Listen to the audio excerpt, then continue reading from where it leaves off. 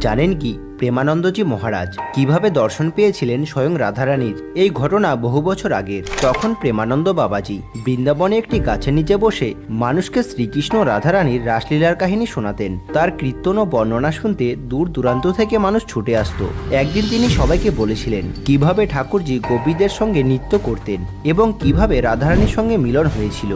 এরপর তিনি যখন রাধাকৃষ্ণের বিবাহের কথা বলেছিলেন তখন হঠাৎ করেই তার চোখ দিয়ে অশ্রু গড়তে শুরু করে এবং ধীরে ধীরে তার কণ্ঠ ভারী হয়ে ওঠে। কিছুক্ষণের মধ্যেই তিনি হঠাৎ করে অচেতন হয়ে পড়েন। সঙ্গে সঙ্গে উপস্থিত লোকেরা ভয় পেয়ে যান এবং দ্রুত একজন ডাক্তারকে ডেকে আনেন।